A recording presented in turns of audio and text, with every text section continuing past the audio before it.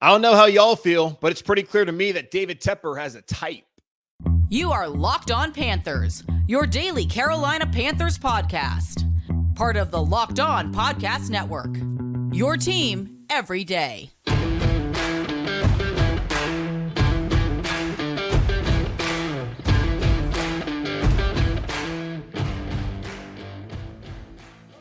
Welcome into another edition of the Locked On Panthers podcast, a part of the Locked On Podcast Network. I'm your host, as always, Julian Council, talking Carolina Panthers with you every Monday, Tuesday, Wednesday, Thursday, and Friday. Your team every day. That's our motto here on the Locked On Podcast Network. Make sure to watch our show and subscribe to our show over on our Locked On Panthers YouTube channel. You can also check us out wherever you're listening to this podcast and all of your favorite podcasts. Just be sure to rate, review, and subscribe so you never miss a single edition of the show. And be sure to follow me on Twitter at Julian Council, where every single Friday, including tomorrow, I answer weekly Friday mailbag questions. So either at me or DM me on this week's edition of the weekly Friday mailbag here on Locked On Panthers. Today's episode of Locked On Panthers is presented by Prize Picks. Prize Picks is daily fantasy made easy. Pick 2 to 5 players, and if they score more or less than their Prize Picks projection, you can win up to 10 times your money on your entry. First-time users can receive 100% instant deposit match up to $100 with promo code Locked On. That's prizepicks.com,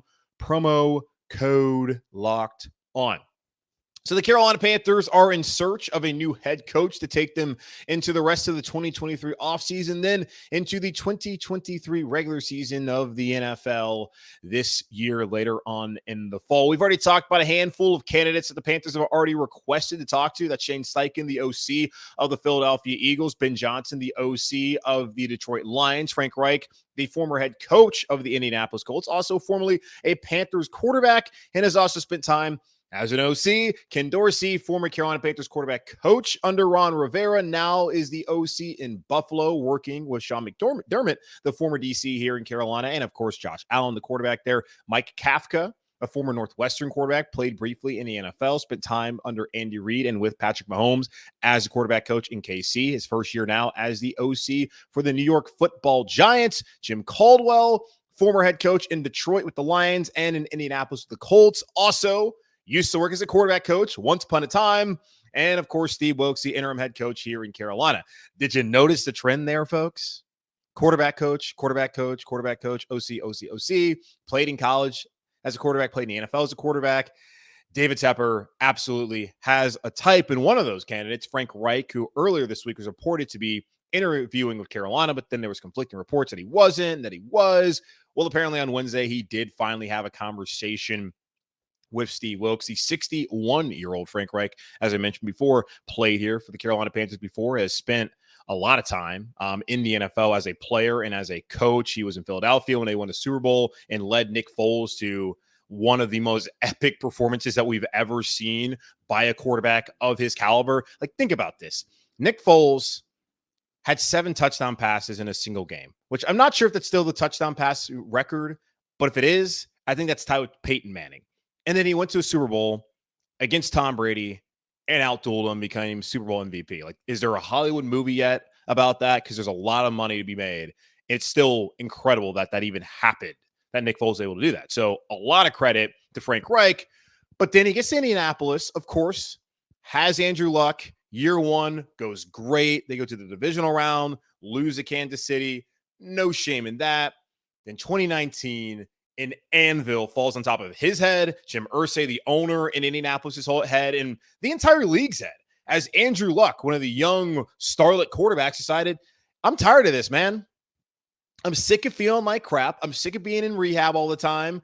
I don't want to do this. I love football, but I love living life healthy way more than football. In recent articles, Andrew Luck is so happy he's not playing football anymore, and congratulations to him. So Andrew Luck decides, hey, I don't want to do this, which means Frank Reich's stuck with Jacoby Brissett for a season. That doesn't really work out. Then they get the pandemic season, bring in Phillip Rivers in his last year, get to the playoffs, go to the wild card round, lose a tight game to Buffalo. Then last year, it's like, all right, Carson Wentz bombed in Philadelphia, but he had success under Frank Reich. They have a relationship. Maybe Carson Wentz goes to Indy. That will work out. They won a big game on a Saturday night against the New England Patriots. Looked like they were well on their way to the playoffs. Then they fell flat, losing their last 2 games, including to the Jacksonville Jaguars, whose fans were all decked out in clown costumes because they wanted the GM, Trent Baalke, fired. That's today. The Colts missed out on the playoffs, and that was also the day where Jim Irsay was at the tarmac next to his private jet saying, we need a quarterback, and basically said, Carson Wentz, get out of town, send him to Washington. Then they brought in Matt Ryan. That didn't work out. So the recent returns from Frank Reich have not been positive. I still think he can be a good head coach, and I think he's someone who is worthy of being recycled. Now, guys like Josh McDaniels, so I think I made it very clear yesterday, I think the guy's a bum as far as his coaching ability as a head coach and a leader of men. I'm not a fan of him. And there's certainly other coaches out there which is like, why would we do that again? I just don't understand how they've gotten multiple opportunities like Pat Shurmur. It's wild to me. But Frank Reich, I don't know how much it really is on him, especially when it's like, Wentz isn't good, of course. But was it Chris Ballard, the general manager, who wanted that move to happen? Was it Jim Irsay? And it's similar to Carolina. Yes, Matt Rule clearly had a major role in what was going on here with the roster. But for me, what led to all of the quarterback change was David Tepper, the owner. So you got a meddling owner in Indianapolis, which is why I view it as one of the worst jobs of this hiring cycle, as there's 5 jobs right now. And according to Mina Kimes at ESPN, she thinks the Carolina Panthers have the best job. And it's hard to argue with her. I've already said Panthers, Broncos, those seem like the top 2 jobs. Arizona, I'm good there. Even with Kyler Murray, I'm not a huge fan, but the ownership, crazy. Houston, by far the worst job. The ownership is bat bleep crazy. And then Jim Irsay, what more else needs to be said about that man and what he's doing with his football team? So I just wonder if it was Jim Irsay that kind of messed things up for Frank Reich. So certainly I am down for an experienced coach like Frank Reich to come here to Carolina if that's what happens. He's not on top of my list. I will tell y'all my top rankings for the non-Steve Wilks candidates that are going to interview or at least have been requested to interview here in Carolina in just a moment. But I'm fine with Frank Reich, who apparently interviewed on Wednesday. Now, I talked about David Tepper having a type yesterday. That type is very clear. He likes guys who coach on offense and also have played quarterback once upon a time, whether it was in college or in the NFL. And if you didn't think that was the case yesterday when I talked about this and when all the news is coming out on Tuesday of the new coaches that were candidates for the Carolina Panthers, well, he doubled down, tripled down, quadrupled down. He went back to the well as he now wants to talk to Kellen Moore, the Dallas Cowboys OC. He is 34 years old. Back in 2018, when his NFL coaching career started, he was Dallas Cowboys quarterback coach, and since 2019 has operated as the offensive coordinator in Dallas under Jason. Wow, did I really just forget his name? Whatever. You guys know what I'm talking about. Jason, Cowboys coach. Forget it. Oh my God. I got to look this up now live on the podcast. I know someone's yelling right now being like, we know the name. We know the name. We know the name. Jason, Cowboys coach, Google, Jason Garrett. Okay. Jeez. So sorry for that. So Jason Garrett, he was there under Jason Garrett as a player, then a coach, and of course has been kept there by Mike McCarthy, but really Jerry Jones, because Jerry is the one who runs things in Dallas. Only 5 years of NFL experience as a coach, 4 as an OC, 1 as a quarterback. So by far the most OC experience of the candidates out there. Even Jim Caldwell, like he has the most coaching experience of all the candidates anyways, but only spent 1 year as an OC, but not really that big of a deal. Ken Dorsey only has 1 year, this being his first year. Ben Johnson of the Lions only has 1 year, this, of course, being his first year as well. Frank Reich had 4 years as an OC, but then he has 17 years of NFL experience as a coach, so he's got a ton. Shane Steichen has 3 years as an NFL OC, and Mike Kafka only 1 again. This his first year. So Kellen Moore, of the younger candidates out there, that being Kafka, Steichen, Johnson, Dorsey, he has the most OC experience in the NFL. So we'll see. I don't know if Kellen Moore's at the top of my list. I'm going to give you all that list here shortly, but it just shows you that David Tepper has the type. Kellen Moore played college football at Boise State, Go Broncos, I guess. Then spent time in the NFL with Dallas Cowboys. I did not mention yesterday that Shane Steichen played quarterback. He did once upon a time in college at UNLV. Mike Kafka, Northwestern, played in the NFL. Ken Dorsey played on one of the all-time great college football teams in the 2001 national champion Miami Hurricanes. Then spent time in the NFL, I think also in the CFL. Ben Johnson was a walk-on quarterback at UNC. Literally had never heard of this guy, and I've been a lifelong Carolina fan up until this season, but he's done a great job. So, hey, come on down maybe. Again, according to BetOnline, he has the top odds at 5-1. Frank Reich played quarterback at Maryland, where you might have heard this before. He was roommates with Boomer Esiason. Boomer brings it up all the time on Inside the NFL on Showtime. And, of course, he had one of the great comebacks in the playoffs, leading the Buffalo Bills, I think, down by like 35 points to win that game in one of their 4 fails in the Super Bowl. And then Jim Caldwell played DB at Iowa, and he's actually never coached on the defensive side of the ball in his entire career in college and in the NFL. So that's a interesting path there for Jim Caldwell. And then Steve Wilks, as we know, defensive back at App State, has spent his entirety of his career coaching on the defensive side of the ball. Again, like I said to y'all yesterday, considering the backgrounds of all the coaches that David Tepper wants to speak to, it's hard to see Steve Wilks getting this job. It really is. And as much as I want him to get the job, as much as I believe he has earned it, that he's more than deserving of this opportunity, it's hard to believe that when you look at what David Tepper is really looking for. A young, offensive-minded guy who has experience playing the quarterback position either at the college level or at the NFL level. And Steve Wilks, unfortunately, is not that. But does not mean he's not going to get the job. He has the second best odds, according to BetOnline, 21-4 and plus 525.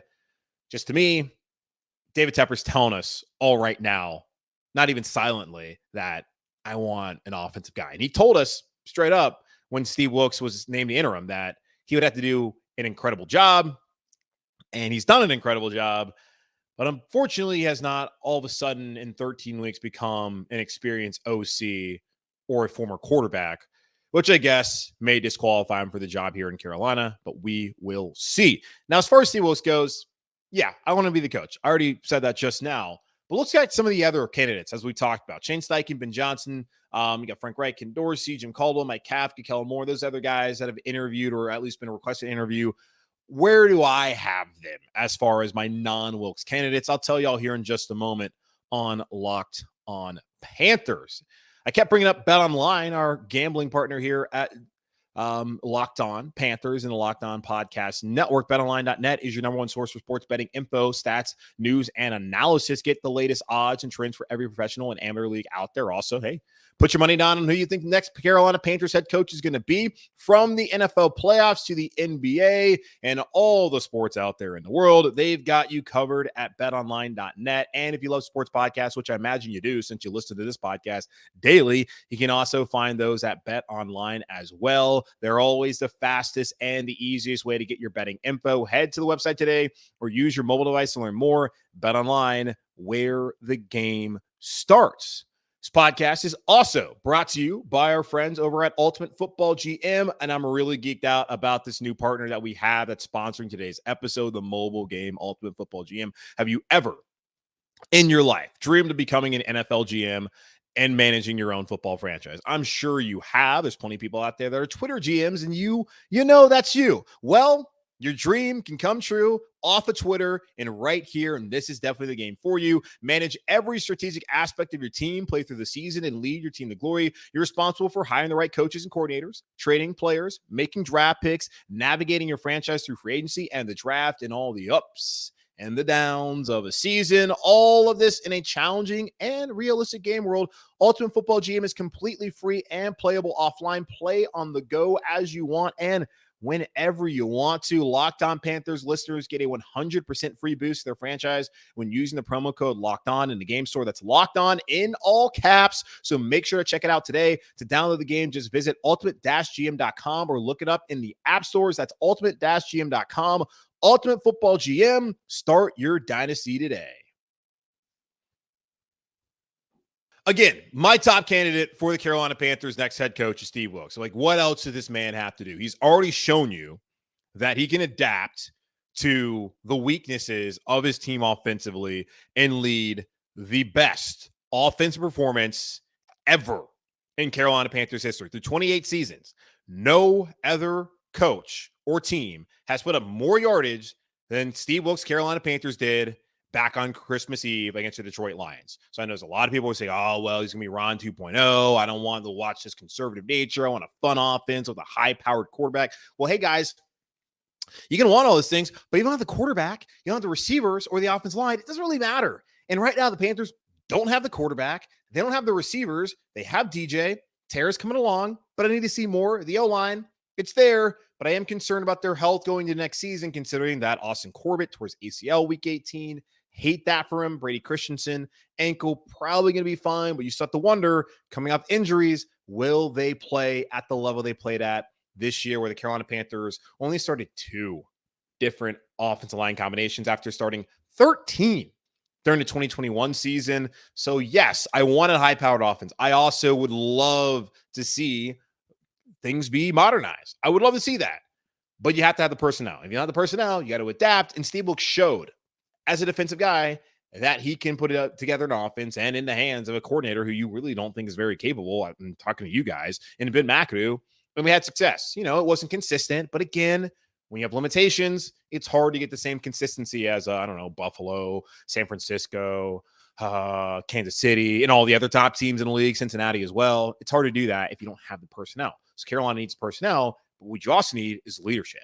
And Steve Wilks has demonstrated that he is a leader, not of men, but of people. Those are his words. He's done everything in his power to get this job, but it does not feel like he's going to get this job. So I might as well rank right now who I'm liking as far as the 7 non-Wilks candidates right now. So we got Shane Steichen, you got Frank Reich, Ben Johnson, there's Mike Kafka, Ken Dorsey, Colin Moore, Jim Caldwell, those 7 guys, all of them, as I mentioned before, with a offensive background, and all of them except for Jim Caldwell played quarterback once upon a time, whether in college or the NFL or even in the Canadian Football League. Hey, Canada, our friends up there and all our Canadian listeners. So let me start from bottom to top. Should I do that?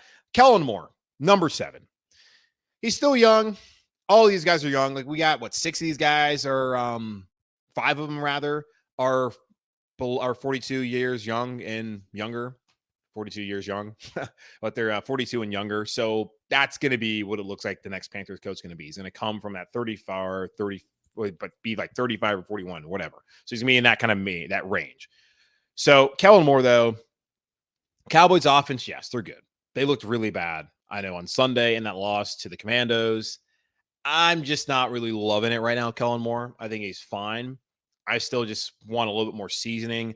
5 years of NFL experience is by far the least amount of experience of all the guys that are interviewing for this job. So Kellen Moore, my last choice of the non-Wilks candidates. My 6th choice, Jim Caldwell. And this is not a slight on Jim, because look, I would love to see him get another opportunity in the NFL. I know he's also interviewing Denver. I just don't feel like he's actually getting a fair shake to be the head coach here in Carolina. Has the most experience as a head coach, as he coached both in Indianapolis, taking them to a Super Bowl and losing, and also coaching in Detroit, where the last time the Lions were any good, now they were better this year, of course, 9-7. No, we're not 9-7, 9-8. He was a coach, and for whatever reason, he was fired. And we saw Matt Patricia and Bob Quinn, that New England duo, fall flat on their face and completely, well, not completely, but continue to sink the franchise into that endless pit that it's always been in. Just dropped my water there, so that's not great. Either way, so Jim Caldwell, I see him more as a Rooney Rule candidate. I hate to say that. As a black man, I'm going to call a spade a spade. He's only really here to be a Rooney Rule candidate. Maybe he gets a job. If he does, then hey, great. Good for you, Jim Caldwell. Still would be surprised if that's the case. My 5th one, Mike Kafka. Kind of in a similar mold of Kellen Moore. Only 7 years of experience so far in the NFL. This is his first year as an OC. Of course, 4 years as a quarterback coach. I do think it was probably better for him to get away from Kansas City and to be able to call the plays. I got to look this up. Does he call the plays? Not quite sure if he does in New York, but to get away from the whole Andy Reid tree. Because we've seen a guy like Bieniemy. I don't know what might be there in the background that has led owners to not want to hire him. I don't know if he interviews poorly. To me, it just seems it's ridiculous that a guy who spent that much time on Andy Reid's staff with that quarterback has not gotten a job. When you saw Doug Peterson get a job in Philadelphia and go and win a Super Bowl, you saw Matt Nagy get a job in Chicago and bomb there, but it worked out at first. But you've seen those guys get jobs, but yet Bieniemy can't get a job. And then Mike Kafka, when he was in Kansas City, people were talking about, oh man, Mike Kafka, he's pretty bright. Maybe we should interview him for a job. I just think it's a little bit early. I would love to see him do more with the Giants before going out there and hiring a head coach. And I say all this for y'all because, look, Joe Brady, who was the OC here in Carolina when Matt Rule first got here, we all remember that. Things didn't really go great for him. He hadn't had a lot of experience calling plays, hadn't really had a lot of experience really operating an offense, because even at LSU, he wasn't the offensive coordinator. He coached the wide receivers. He wasn't coaching Joe Burrow, but he coached tremendous talents: Justin Jefferson, Jamar Chase, and Terrace Marshall.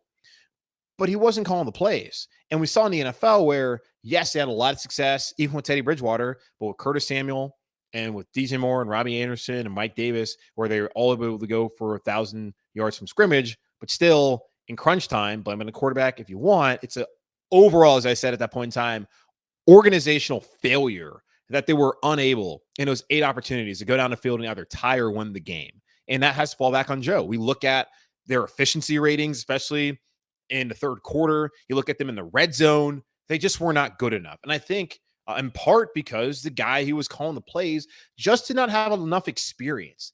And sitting here in such an important hire, I don't want a coach who does not have enough experience at this level, hands-on, and even as a play caller. And I just don't think Mike Kafka, I know high-level stuff with Andy Reid, being there with Patrick Mahomes, I would like to see more from him before I would be interested. But I guess he's not going to get the job now. Maybe in 3 years, 4 years, we're right back here, which in all likelihood is probably what's going to happen if we're just being honest about how coaching hires end up. Not trying to be negative, just being honest. Maybe Mike Kafka then, but he'll probably have a job elsewhere. But I'm not really feeling Mike Kafka.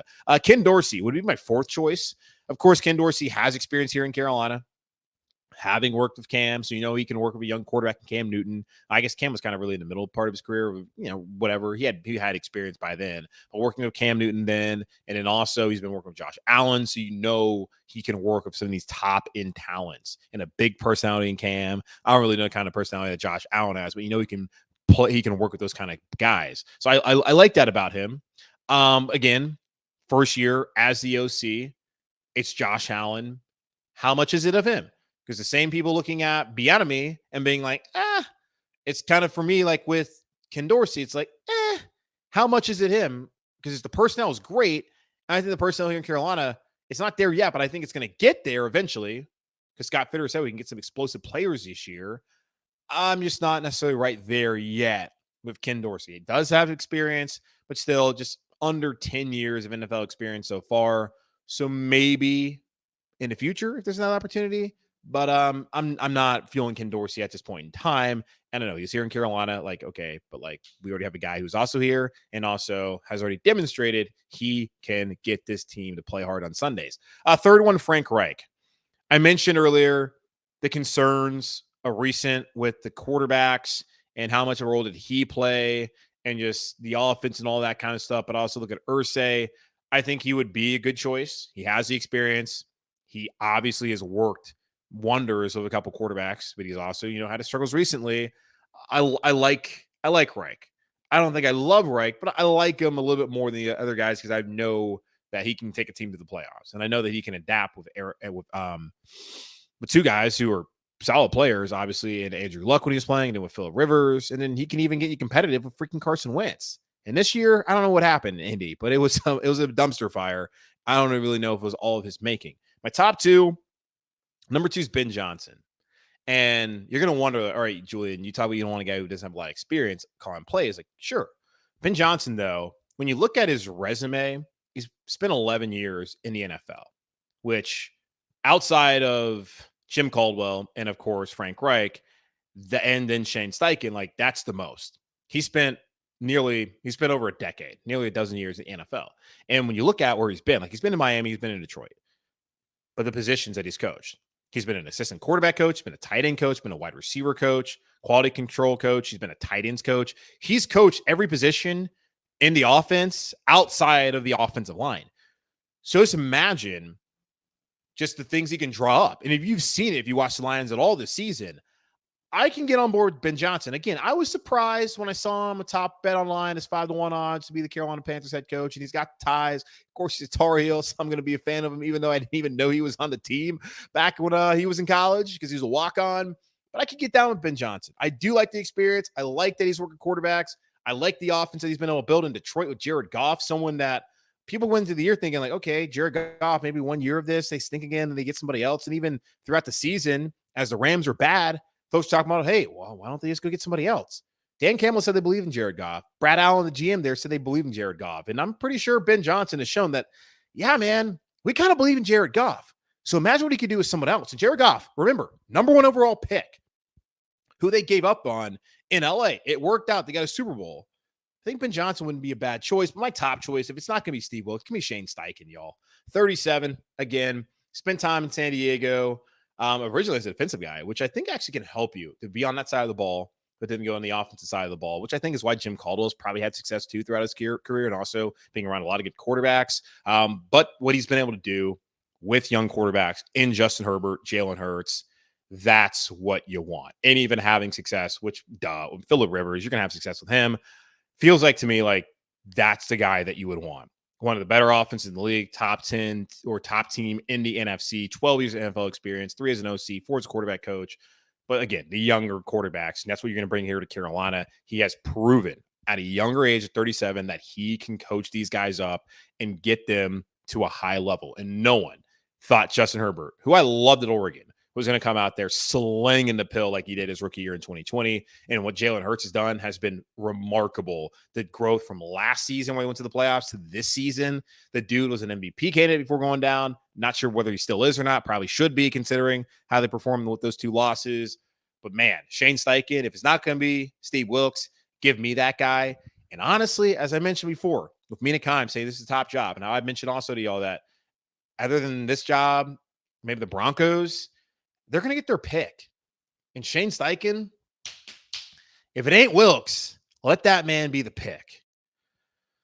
All right. Would love to see Wilks get the job, though. Okay, so we talk about those 7 guys and Wilks. So 8 candidates right now. Again, we'll see if they all interview. Johnson can interview this week. Steichen can interview this week. Reich already interviewed. Dorsey has to wait until after the divisional round, the wild card round, rather. Mike Kafka has to wait after the wild card round after this weekend. Caldwell's already interviewed, and then Kellen Moore, same case, got the game on Monday, has to wait until after Monday before he can interview for the job, whether they win or lose. But there's also something missing. Another black candidate, by the way, external, David Tepper. But who else should he be evaluating just outside of the let's check another box? Who else should be on the candidate list for David Tepper? I'll talk about that here in just a moment on Locked on Panthers. Looking for a delicious treat but don't want all the fat and calories? Then you got to try a Built Bar. We just got through the holidays, and I know my goal is to eat a little healthier this year, which is the goal for everybody every single year, it seems like. If you're like me, where you want to eat healthier but you don't want to compromise taste, then, man, I've got just the thing for you. You got to try Built. With Built, healthy is actually tasty. Seriously. They're so delicious, you won't think they're good for you. Perfect for New Year's resolutions. What makes Built Bars so good? Well, for starters, they're all covered in 100% real chocolate. That's right, real chocolate. And they come in unbelievable flavors like churro, peanut butter brownie, and coconut almond. I'm not sure how Built does it, but these bars taste like a candy bar while maintaining amazing macros. And what's even better is that they are healthy for you, only 130 calories and 4 grams of sugar with a whopping 17 grams of protein. Help you get strong. And now you don't have to wait around and get a box for years. We've been talking about ordering from Built Bars from Built.com, but now you can get them at your local Walmart or at Sam's Club if you remember. That's right.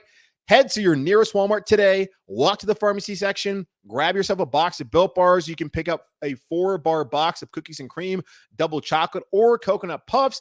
And if you're close to Sam's Club, and again, a member, run in, don't walk, and grab a 13-bar box of our hit new flavor brownie batter and churro. You can thank me later. All right, so David Tepper has to speak to another external minority candidate to fulfill the Rooney Rule. I got someone that asked me about, hey, did David Tepper forget about this? I don't think he's forgotten. I just think he's run out of offensive candidates that he would like to talk to. And it's going to be very obvious any other minority coach he talks to is clearly just there to check the box and not really a candidate, which is unfortunate because a guy who I'd love to see would be D'Amico Ryans, who already has been requested by the Houston Texans, where he formerly played there. But as I mentioned before, Albert Breer of Sports Illustrated, the Monday Morning Quarterback, has said that Ryans could be picky, and I imagine he should be picky when you're on a team that I think the Niners are going to the Super Bowl, y'all. And if they win it, it wouldn't really shock me. Yes, even with Brock Purdy, the guy's played well enough, but Ryan's defense has been incredible all season long. That is a dude who, if I really had my wish list of guys, like it would be Steichen, it would be Ryans, it would be Johnson, and it would be Wilks. Like those four, you give me any of those four, then I'm like, yeah, let's ride. Let's go. I'm down with that. But D'Amico Ryans, he's got to get an interview. I don't even care at this point in time if it is David Tepper checking a box. I know that sounds bad, but for me, really, I want him in the building. I want him in front of Tepper, and I want him to blow Tepper away. Remember, David Tepper got souped up on some damn meatballs down in Waco, Texas, and fell in love with Matt Rule. So if he can fall in love with Matt Rule and some damn meatballs, what do you think D'Amico Ryans is going to do to him when he gets in here into the building and have a conversation face to face? Like, seriously, it is malpractice, in my opinion, for David Tepper not to talk to D'Amico Ryans. It absolutely is. Because, yeah, okay, fine. Kellen Moore played quarterback. Whatever. Who is knocking down Kellen Moore's door right now? Not really anybody. Like Mike Kafka, apparently he's a bright guy. Ken Dorsey, I just don't see it right now with really those candidates. Like he needs to be diverse in who he's talking to. And it's not just, color of skin. It's like background, but offensively, defensively, where they've come from, and thought, and also diversity of thought. It's not just skin color when I'm talking about that. I've said throughout this, before we even got to the process with Steve Wilks, who I want to get the job, that even when we get to this point, David Tepper needs to cast a wide net. I understand that Scott Fitterer said it wouldn't be a big group. You already got 8 guys, man. So that feels kind of big to me. What's adding one more going to do to hurt your opportunity of identifying the best coach? They should be trying to talk to as many candidates as possible. And D'Amico Ryans absolutely should be one of those guys. I even think Dan Quinn should be. And from what I've seen reporting-wise, looks like Dan Quinn, Denver Broncos, that's probably going to be the marriage. Maybe Jim Harbaugh there, but Dan Quinn more likely. Done a really good job coaching defense. I get it. Falcons coach, blew a 28-3 lead. Never forget that happened to the Falcons. Never, ever forget that. And they got the propensity to just completely blow games after that, because I think mentally dudes are just wrecked. I think Dan Quinn's a good coach. He also has experience with Scott Fitterer. And it seems weird to me that Dan Quinn hasn't received the request yet. It's still early. You can get him in. But just odd to me that one of the top candidates last year who ended up not getting a job, he pulled out of it to go back to Dallas, but another guy who's going to be a top candidate this year, and Quinn hasn't gotten a call from Carolina, especially when he knows the general manager, which then leads me to wonder, how much control does Scott Fitterer really have here in Carolina? Another conversation for another day. Ezra Evero, who is the defensive coordinator out there in Denver with the Broncos. They got a great defense. The Panthers have a great defense. They have young studs. The Panthers have young studs. Sounds like a pretty natural marriage right there between the two. Also, unfortunately, would check the box for the Rooney Rule for David Tepper. But he's someone who's been requested in Houston. He's also interviewing in Denver, where, of course, he's already right now. And I hear a lot of good things about that guy. I don't understand why David Tepper wouldn't talk to him as well, because other teams obviously are interested in him. And how about Jonathan Gannon, who it seems like he's going to be the favorite in Houston unless all of a sudden Josh McCown finally gets the job. Jonathan Gannon's had a great defense in Philadelphia. Nick Sirianni, the head coach up there, is already expecting to lose one, if not both, of his coordinators, that being Steichen, the OC, and then Gannon, the defensive coordinator. If you're going to talk to Shane Steichen, who's part of the best team in the NFC, why wouldn't you talk to Jonathan Gannon, who's also a part of the brain trust of the best team in the NFC? Like, those four all should be getting interviews. Do not care. Interview as many people as possible. And hell, bring in Harbaugh. Make it 13. Be thorough. Don't just limit yourself to, oh man, he played college quarterback and he used to coach in blah, blah, blah. It's like, come on, dude. Come on, David Tepper. But again, as I've told y'all, he's probably going to mess this up anyways, and I wouldn't be surprised at all. The end. Okay, that's going to wrap up this edition of the Locked On Panthers podcast, a part of the Locked On Podcast Network. I'm your host, as always, Julian Council. Again, y'all be sure to watch the show, subscribe to the show on our Locked On Panthers YouTube channel. Check us out wherever you listen to your favorite podcast, rate, review, subscribe there, and follow me on Twitter at Julian Council, because tomorrow it's your time to shine, because I'm going to answer your weekly Friday mailbag questions here on the show, either at me or DM me over on Twitter at Julian Council. Participate tomorrow on the weekly Friday mailbag on Locked On Panthers. In the meantime, be safe, be happy, be whole. As always, keep pounding. And I'll talk to y'all tomorrow.